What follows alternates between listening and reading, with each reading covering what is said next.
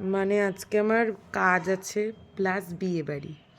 মানে তোমরা ভাবো যে আমি এখন হাতে নেল পালিশ পরেছি, বিয়ে বাড়ি আছে সন্ধেবেলা সেই গড়িয়াতে।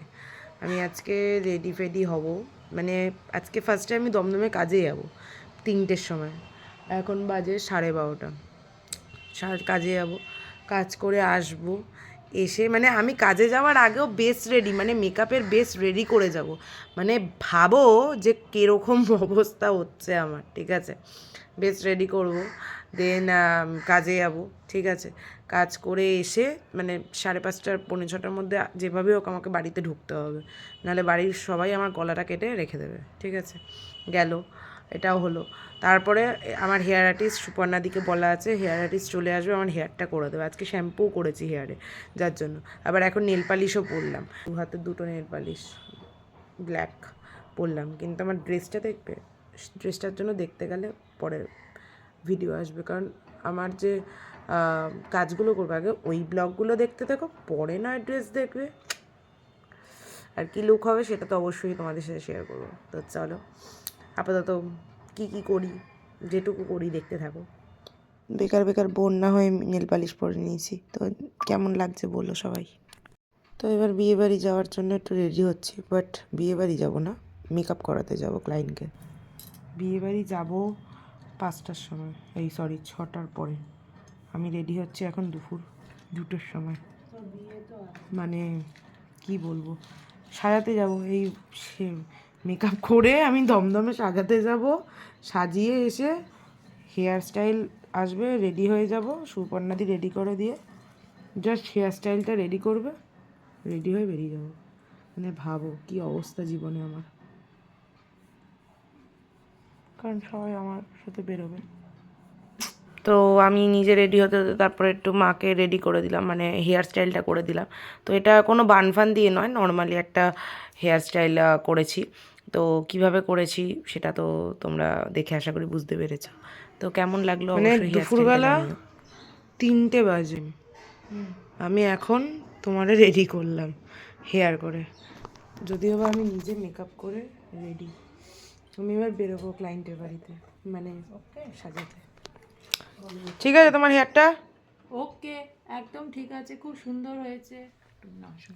মেকআপ রেডি, তো চলো এবার বিয়ে বাড়ি মানে ক্লায়েন্টকে সাজাতে যাই। সো ফাইনালি বেরিয়ে পড়লাম, দেখা যাক এবার ক্লায়েন্টের বাড়িতে। এই যে আজকের ছুটি, তার জন্য এসে গেছে নিতে, ক্লায়েন্টের বাড়ি যাচ্ছি, থাকবে।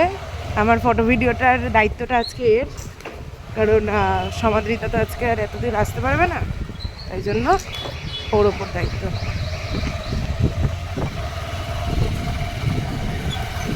আর আমি মেকআপ করে রেডি বিয়ে বাড়ি। তো ক্লায়েন্টের লোকেশনে প্রায় এসে গেছি, একদম নিয়ারেস্ট। ওই যে ক্লায়েন্ট দাঁড়িয়ে আছে অর্পিতাদি, তো ব্যাগ থেকে সব জিনিসপত্র বার করব, রেডি হচ্ছি।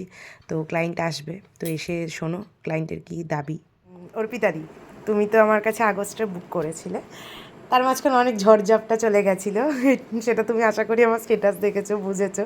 তো আজকে তুমি কীরকম লুকটা চাইছো? আমি একটু ট্র্যাডিশনালি মানে সফট একটু, মানে হালকা আই ভাই এরকম কিছু? হ্যাঁ, আইটা একটু হালকাই। আর হেয়ার? হেয়ার একটু খোপা করতে চাইছি। খোপার ওপর।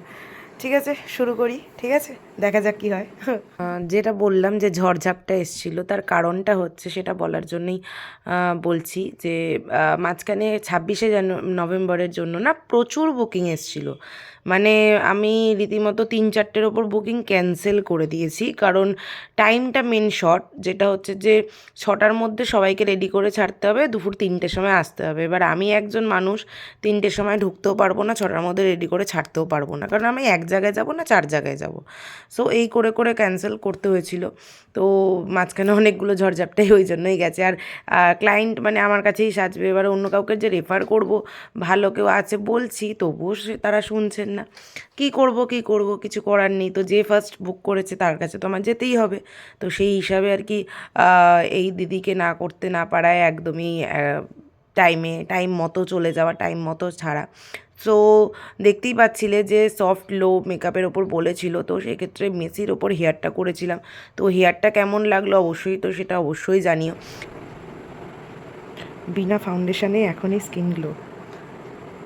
তো বেস প্রিপারেশন ভালো থাকলে অবশ্যই স্কিন গ্লো করে, আর মেন হচ্ছে স্কিন মেনটেন করলে তো অবশ্যই স্কিন গ্লো করবে, এটা স্বাভাবিক ব্যাপার। অনেকেই ভাবে যে স্কিন কেন গ্লো করছে, আমার গ্লো করছে না। তো অনেকেরই জলের অভাবেও হয়, অনেকের প্রবলেমও হয়, শারীরিক প্রবলেমও থাকে। সো যাই হোক, সব কিছু মিলিয়ে মিশিয়েই থাকে।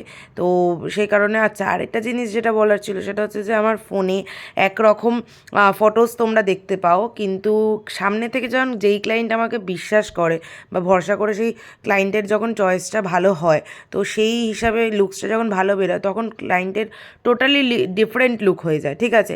অথচ ফোনে সেটা বোঝাই যায় না। ফোনে দেখা যাচ্ছে যে কতটা ম্যাড়া বা কতটা মানে ম্যাট ফিনিশ বা এরকম টাইপ অফ লাগছে, কিন্তু সেটা কিন্তু আদৌ নয়। সামনে থেকে কিন্তু যথেষ্ট গ্লো আর যথেষ্ট ক্লায়েন্ট হ্যাপি। এটা আমি কোনোদিনও ক্লায়েন্টকে বোঝাতে পারি না, কারণ ফোনের একটু সমস্যার জন্য। কি মনে হচ্ছে, ঠিক লাগছে? হ্যাঁ একদম। যেটা বলেছিল হয়েছে, একদম সফটের ওপর গ্লো মেকআপ। একদম। মন খুশি, উর্বশী। না না, খুব ভালো লাগছে, আমিও খুব খুশি হয়েছি। আর টাইমের মধ্যে শেষ হয়েছে তো, 6টা বাজে 6টায়। ওকে ওকে ওকে, বাই, টাটা। ভালো লেগেছে? ভালো লেগেছে। Thank you. আবার নেক্সট দিন দেখা হচ্ছে 28 তারিখ। বাই। চলো, এবার আমি বিয়ে বাড়ি যাবো। সো নেক্সট পার্ট নিয়ে আসছি, নেক্সট পার্টের জন্য অবশ্যই ওয়েট করো। ফাইনালি বেরিয়ে গেছি, এবার আমাকে বাড়ি, আমি রেডি আছি, জাস্ট হেয়ারটা করবো, বেরিয়ে